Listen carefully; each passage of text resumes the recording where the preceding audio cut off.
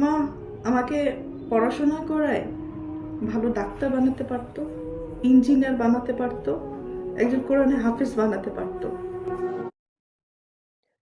টাকার বিনিময়ে আপন মা পরপুরুষের হাতে অন্যকে তুলে দিয়েছে, এ কি বলছে নায়িকা পপি। আসলে টাকা চেনা, সম্পর্ক চেনা সত্য মিথ্যা, টাকার জন্য কি না করতে পারে মানুষ। একজন চিত্রনায়িকা আজ তার পরিবারের কাছে লঞ্চিত শুধুই একমাত্র এই টাকার জন্যই।